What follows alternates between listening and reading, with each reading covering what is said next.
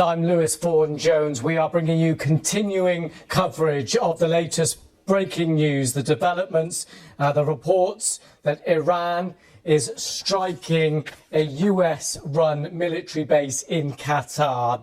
Let me run you through some of the details that we have, what we know right now and what we're still waiting for confirmation on. We know that Qatar closed its airspace, diverted planes away from it. We know that the reports are that the White House accepted that there were credible threats to this airbase, this US-run airbase. Then reports came through from AFP journalists initially of explosions over Doha. These are the live pictures over Doha, of course, the capital of Qatar. So just to remind you that this credible threat that was reported a short time ago is to the Al Udeid US-run airbase in Qatar. It's basically the biggest US-run airbase in the Middle East, in the region, and was seen as a likely, logical, potential target for Iran to retaliate against US forces after the US attack on its nuclear facilities over the weekend. So there had been receipts of a credible threat to this US airbase, and in the last few minutes, explosions heard over the capital, Doha. Let's take a look at these pictures from a little bit earlier. Let's take a listen as well.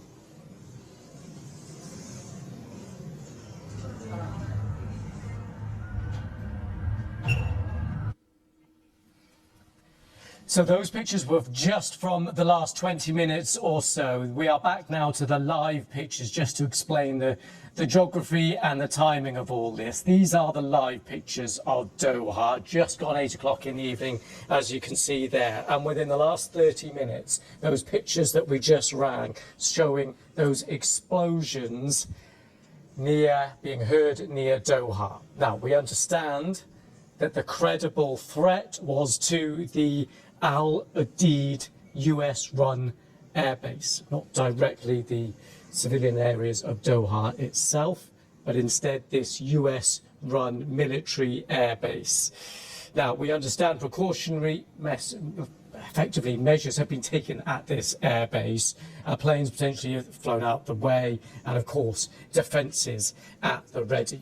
This comes after the shelter-in-place order for US citizens in Qatar a little earlier. And one new line to bring you just in the last couple of minutes, just since I've sat in the chair here and taken over from my colleague.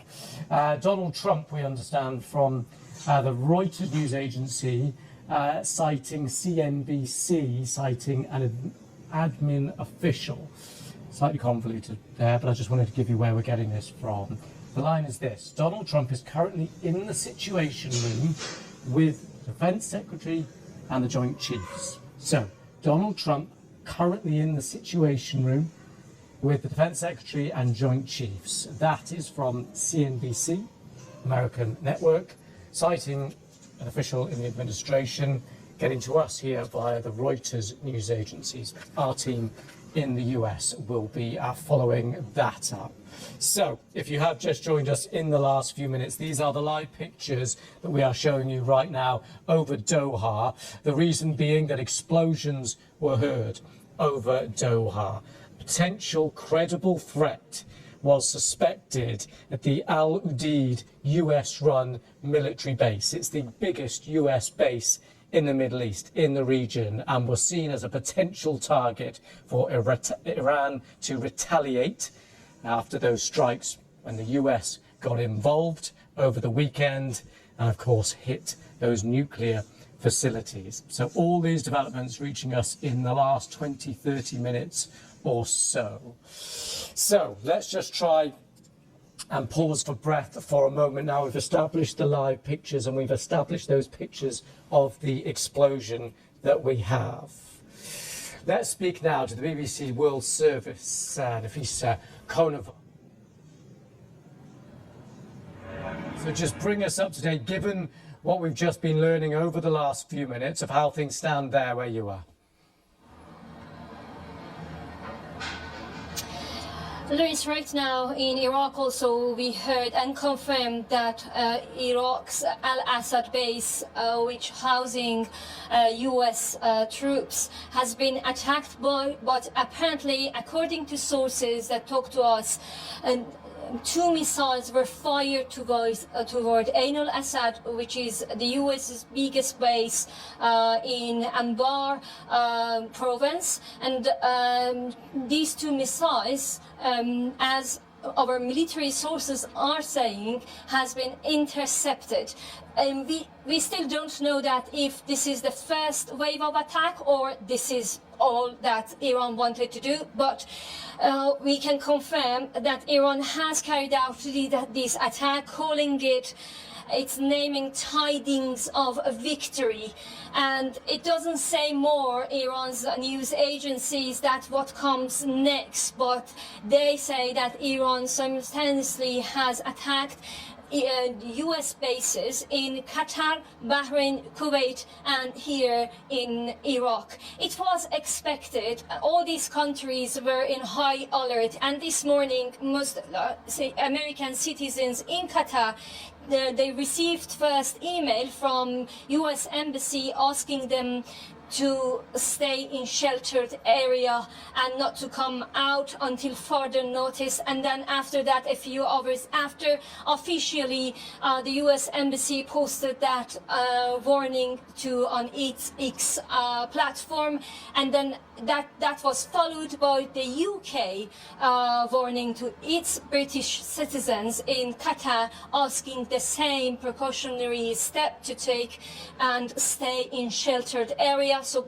step by step, hours by hours, we could feel in the region that is coming. But as I said, it is not clear that it is the whole thing that Iran wanted to do, or it is only the first wave. I remember in 2020 when the US killed Quds Forces commander, IRGC Quds Forces commander Qasem Soleimani here in Baghdad and assassinated him.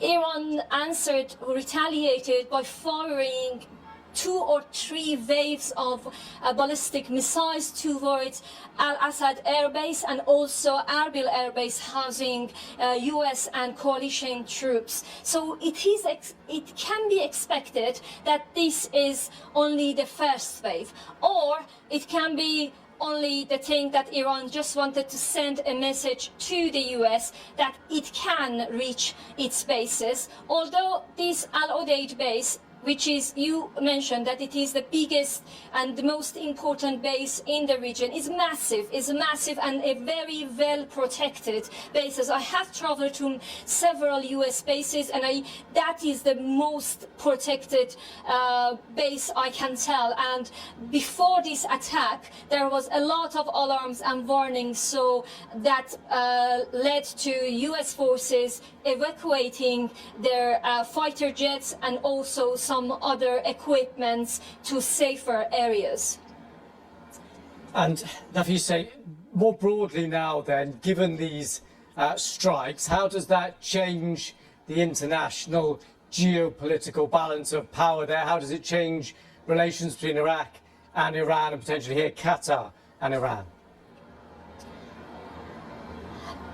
To be honest, Luis, I think Iran is in odd with all these countries right now. Iran is in a very difficult situation, and no one can deny that. Tehran is in a difficult, delicate situation that has lost its trust to neighboring country as well, including Iraq, that despite that Iraqi government multiple times has said that they oppose the Israeli jets using its airspace to attack Iran, but they can't do anything more than that. And there are reports that even some of the US fighters has used, and then they have used Iraqi airspace, which is closest country to Iran, and Iran had once upon a time, it had a very deep influence in this country, but still its airspace was open to these jets to fly over and reach Iran and target. Although Iraqi government says they cannot do much about these jets, they are opposing, they have complained against this to the UN, but not further steps they can take. And other countries, other Arab countries, in especially Iran, the Persian Gulf, despite that they have built a very close relationship recently with Iran, but also when it comes to the US, they have other calculations, even in their statements regarding US attack on Iran's nuclear sites. They were so cautious, they were so delicate in putting in words that they are condemning this attack. Their behavior was different of how they put statements out when Israel attacked Iran. So you can feel that how Tehran can feel regarding the situation, and I think Tehran is in the situation that it feels that there is no reason to step back and think about its neighboring countries and its relationship right now with Persian Gulf countries.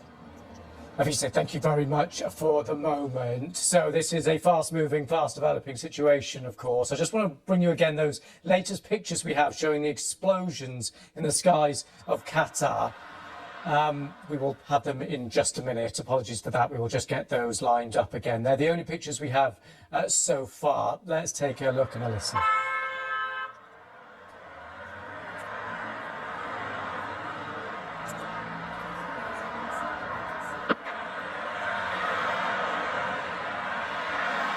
So I'm just going to play those through for you again because it's clearly quite tricky to see. Let's take a look.